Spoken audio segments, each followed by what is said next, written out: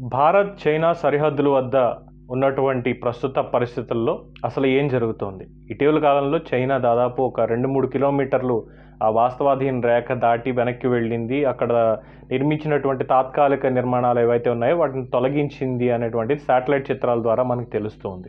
అయితే చైనా వెనక్కి వెళ్ళడం వెనకాల ఉన్నటువంటి వ్యూహం ఏంటి? 1962-67లో నెహ్రూ ప్రధానమంత్రిగా ఉన్న సమయంలో ఇలాగే చైనాతో యుద్ధం వచ్చినప్పుడు 62లో అంటే మనకి కొత్త. 1967లో అప్పటికే చైనా వ్యూహం ఏంటనేది కాస్త తెలిసింది కాబట్టి కొద్దిగా జాగ్రత్త పడడం వల్ల ముప్పు తప్పింది.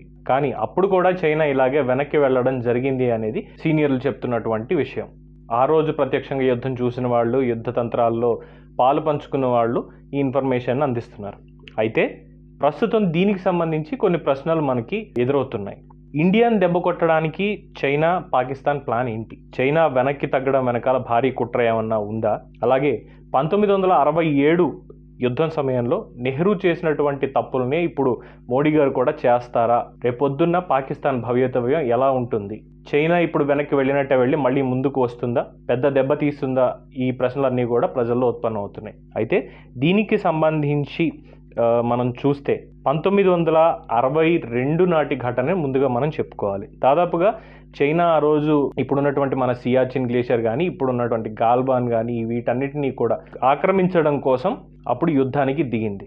62 మొదటి యుద్ధం చైనాతో జరిగింది, అప్పుడు దిగింది. అయితే అప్పుడు కూడా నెహ్రూ గారు ఇట్లా దౌత్యపరమైనటువంటి చర్చల్లో ముందు యుద్ధం జరుగుతున్నా కానీ ఒక పక్కన దౌత్యపరంగా కూడా దీన్ని సాల్వ్ చేయాలి అన్నటువంటి ఉద్దేశంతో ఆయన ముందుకు వెళ్ళడం జరిగింది. దానికి సంబంధించి చైనా కూడా ముందు ఒప్పుకున్నట్టే ఒప్పుకొని వెనక్కి వెళ్ళి యుద్ధం నుంచి ఏదైతే మన దగ్గర నుంచి ఆక్రమించుకున్నారో దానికి కొంచెం వెనక్కి వెళ్ళి 3 నెలల తర్వాత మళ్ళీ ముందుకు వచ్చి యుద్ధం మొదలుపెట్టారు. 62లో ఒక రకంగా సమసిపోయింది.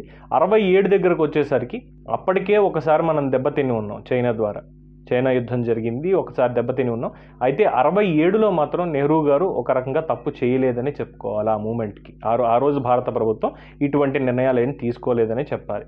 అప్పటికే చైనా సంగతి గుర్తెరిగినటువంటి పాలకులు సైన్యానికి ఫ్రీ హ్యాండ్ ఇచ్చేసి మీరు వెళ్ళండి ముందుకి, యుద్ధంలో పోరాడండి అని చెప్పేశారు. దౌత్యపరంగా ఇంకొక విషయం ఏదో తీసుకొని మనం సాల్వ్ చేసుకుందాం కూర్చుని అన్నటువంటి విషయాలు ఏవి అక్కడ పెట్టలేదు. అయితే అప్పుడు కూడా ఇలాగే చైనా వెనక్కి వెళ్ళినట్టే వెళ్ళి వెనకాల నుంచి దొంగ దెబ్బ తీసింది. దీనికి సంబంధించి అప్పుడు 1962 జూలై ఆ ఘటన ఇప్పటికి చాలామంది గుర్తు చేసుకుంటున్నారు. మళ్ళీ ఇదే జరగబోతోందా?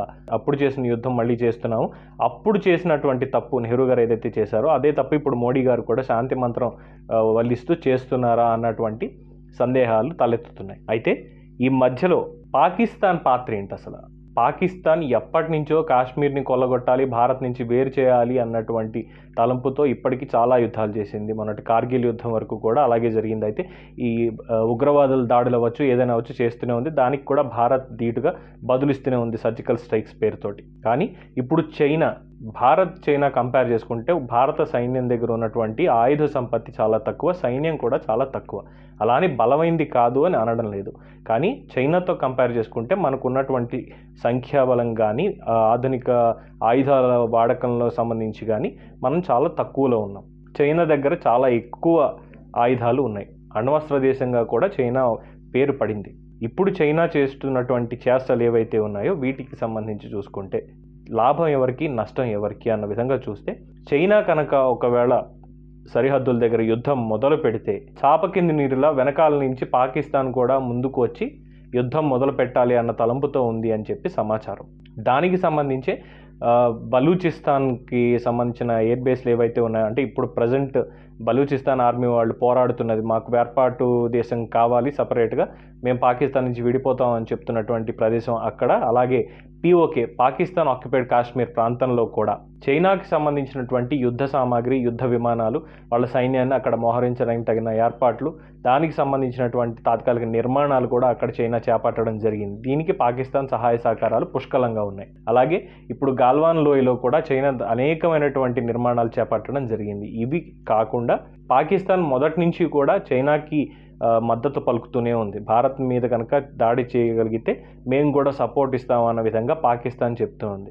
కానీ ఇప్పుడు మోడీ గారు చేస్తున్నటువంటి పనులు అవ్వచ్చు, ఆయన చేస్తున్నటువంటి చర్చలు, అలాగే సైన్యం కదులుతున్న తీరు, రక్షణ రంగ పరంగా తీసుకుంటున్నటువంటి కొన్ని నిర్ణయాలు, అలాగే ప్రపంచ దేశాల నుంచి భారత్కు వస్తున్నటువంటి మద్దతు ఏదైతే ఉందో వీటికి సంబంధించి ఒక రకంగా చైనా వెనక్కి తగ్గుతోందా అంటే తగ్గుతుందనే చెప్పాలి.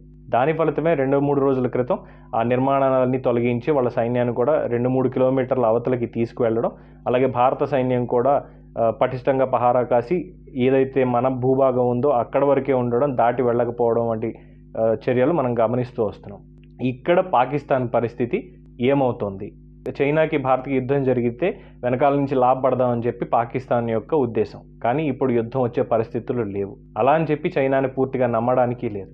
ఇలాంటి సమయంలో పాకిస్తాన్ సంగతి ఏంటి? పాకిస్తాన్ చైనాకి దూరం అవుతోందా అంటే కొన్ని వర్గాల నుంచి అందుతున్న సమాచారం ప్రకారం అవును దూరం అవుతోంది అని తెలుస్తోంది. సడన్గా చైనా వెనక్కి వెళ్ళడం అవ్వచ్చు, నిర్ణయాలు తీసుకునేటప్పుడు చేస్తున్నటువంటి ప్రకటనలు అవ్వచ్చు, అలాగే అంతర్జాతీయ సమాజం నుంచి చైనా మీదకి వస్తున్నటువంటి విమర్శలు అవ్వచ్చు. వీటి వల్ల రేపంటూ యుద్ధం జరిగితే పాకిస్తాన్ చైనా ఒకవైపు, భారత్ మిగతా ప్రపంచ దేశాలన్నీ ఒకవైపు ఉండి ఈ 2 దేశాలతో యుద్ధం చేయాల్సి వస్తుంది. సో ఖచ్చితంగా చైనాకి పెద్ద ఎత్తున నష్టం ఉంటుంది. పాకిస్తాన్ అనేది ప్రపంచ పటం నుంచి పూర్తిగా తొలగిపోతుంది. ఈ భయం వాళ్ళలో ఉంది. అందుకని చెప్పే చైనా మాట సాయం చేసింది. చైనా మాకు దన్నుగా ఉంటానంది కాబట్టి మేము పిఓకేలో కానీ మా దేశంలో కానీ చైనా వాళ్ళకి అనుమతించి నిర్మాణాలు కొనసాగించమని చెప్పాము. ఇప్పుడు ఇంత సడన్గా సరిహద్దు నుంచి చైనా నిష్క్రమిస్తే భారత్తో యుద్ధం లేకుండా మా పరిస్థితి ఏంటి అన్న విధంగా పాకిస్తాన్ భయపడుతుంది, వెనకంజ వేయాల్సి వస్తుంది. 2 సింహాలు పోట్లాడుకుంటున్నప్పుడు చిట్టెలకు మధ్యలోకి వెళ్తే ఎలా అవుతుందో అటువంటి పరిస్థితే ప్రస్తుతం పాకిస్తాన్ ఎదుర్కొంటుంది. చైనా సాంకేతిక నిపుణత కానీ, చైనా సైనిక బలం కానీ పెట్టుకుని భారత్ మీద ఏదో సాధిద్దాం అనుకున్న దానికి అమెరికా చేస్తున్నటువంటి చర్యలు ఏవైతే ఉన్నాయో భారత్కి సపోర్ట్గా, అలాగే జపాన్ అవ్వచ్చు, జర్మనీ అవ్వచ్చు, బ్రిటన్ అవ్వచ్చు, భారత్కి మద్దతుగా వీళ్ళు చేస్తున్నటువంటి వ్యాఖ్యలు ఏవైతే ఉన్నాయో పాకిస్తాన్ని ఆత్మరక్షణలోకి పడేశాయి.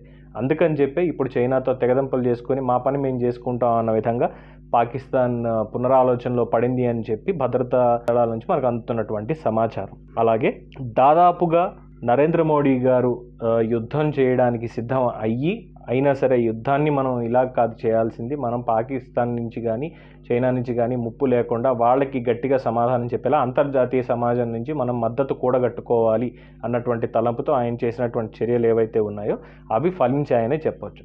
కానీ ఇక్కడ అందరూ గుర్తుపెట్టుకోవాల్సిన అవసరం ఉన్న విషయం ఏంటి అంటే చైనా వెనక్కి వెళ్ళినట్టే వెళ్ళి మళ్ళీ ముందుకు వస్తుందా అన్నటువంటి అనుమానాలు ప్రతి ఒక్కళ్ళలోనూ ఉన్నాయి. దీని మీద కనుక భారత్ ఒక కన్ను వేసి చైనా యొక్క స్థితిగతులు, వాళ్ళు చేస్తున్నటువంటి ప్రణాళికలు ఏవైతే ఉన్నాయో అక్కడ భారతదేశం మీద దండెత్తడానికి, ఆ గాల్వాన్లో స్వాధీనపరచుకోవడానికి వాళ్ళ ప్లాన్స్ అన్నీ కూడా ముందుగానే కాస్త తెలుసుకోగలిగితే ఖచ్చితంగా దీన్ని అవాయిడ్ చేసేటువంటి సిచ్యువేషన్ మనకి ఎదురవుతుంది. అప్పుడు 1967లో నెహ్రూ గారు ఏదైతే తప్పుదని చేశారో అని మనం అందరం మాట్లాడుకుంటున్నామో ఆ తప్పు మోడీ గారు చేయనట్టే మనం భావించవచ్చు. లేదు, నేను అలసత్వం తీసుకుంటాను, ఇక్కడ శాంతి చర్చలు ఒక్కటే మార్గం, అంతర్జాతీయంగా మద్దతు ఉన్నా సరే మన సైన్యాన్ని మనం కట్టడి పెట్టుకుని ఇలాగే ఉందాం అనుకుంటే మాత్రం భంగపాటు తప్పదు. ఇది వారికి ప్రజల నుంచి ఒక చిన్న సూచన. అలాగే రేపొద్దున చైనా యుద్ధం వస్తే పాకిస్తాన్ పరిస్థితి ఏంటంటే పాకిస్తాన్ పరిస్థితి ఏమీ కాదు. పాకిస్తాన్ అసలు కనీసం యుద్ధంలో ఎంటర్ అవ్వడానికి కూడా ఛాన్సులు లేవు అని చెప్పి విశ్లేషకుల అంచనా. దాదాపుగా జాతీయ భద్రతా సలహాదారు అజిత్ దోవల్ గారి వ్యాఖ్యల ప్రకారం చూస్తే కనుక పాకిస్తాన్ అనేది ప్రస్తుతం ఏం చేసే పరిస్థితుల్లో లేదు. యుద్ధానికి ఇప్పుడు చైనా దిగొచ్చినా సరే వాళ్ళకి ఏదో కట్టుకోవడానికి ప్లేస్ ఇచ్చింది బిల్డింగ్స్కి వాటికి, అంతే తప్ప యుద్ధంలో నేరుగా పాల్గొనాలని భారత్కి ఏదో నష్టం చేయాలని చూస్తే మొట్టమొదటిగా నష్టపోయేది చైనా కంటే ఎక్కువ పాకిస్తానే నష్టపోతుంది. ఇప్పటికే మన బలగాలన్నీ కూడా పాకిస్తాన్ మీద చాలా కక్షతోటి ఉన్నాయి. వాళ్ళు చేసినటువంటి ఉగ్రవాద దాడులు అవ్వచ్చు, అలాగే వాళ్ళు చేసిన అకృత్యాలు అవ్వచ్చు, కాశ్మీర్ని నియంత్రించిన తీరు అవ్వచ్చు ఉగ్రవాదులతోటి, ఇవన్నీ కూడా మన సైన్యం, అలాగే మన సైన్యం నుంచి మనం కోల్పోయినటువంటి మన వీర జవాన్లు ఎవరైతే ఉన్నారో వాళ్ళ పక్షాన నిలబడిన మన ఆర్మీ కూడా దగ్గరగా పాకిస్తాన్కి గట్టి గుణపాఠం చెప్పడానికి రెడీగానే ఉంది అన్నటువంటి అంశాలు అజిత్ దోవల్ గారు కూడా తెలియజేశారు. అలాగే రక్షణ మంత్రి రాజ్నాథ్ సింగ్ గారు అవ్వచ్చు, హోమ్ మినిస్టర్ అమిత్ షా అవ్వచ్చు, ప్రధానమంత్రి గారు అవ్వచ్చు, రాష్ట్రపతికి దీనికి సంబంధించి పూర్తి వివరాలు అందజేసి మీరు ఎప్పుడు అనుమతిస్తే అప్పుడు మేము సిద్ధంగా ఉన్నాము, ఖచ్చితంగా చైనాకి పాకిస్తాన్కి గట్టి గుణపాఠం నేర్పి తీరుతాము అన్నటువంటి విషయాన్ని క్లారిటీగా ఆయనకి చెప్పడం జరిగింది. ఇప్పుడు ప్రస్తుతానికి సంధి కాలం నడుస్తోంది కాబట్టి చైనా 2 అడుగులు వెనక్కేసింది కాబట్టి ఆలోచిస్తున్నారు తప్పితే దీంట్లో అనుమానపడాల్సిందైతే ఏమీ లేదు. రేపంటూ చైనా ముందుకు వచ్చినా కూడా ఇంకో 10 అడుగులు వెనక్కి తరిమి కొట్టగల సామర్థ్యం భారత సైన్యానికి ఉందని ప్రతి ఒక్క భారతీయుడు విశ్వసిస్తూ భారత సైన్యానికి మద్దతుగా నిలుస్తున్నారు. జై హింద్.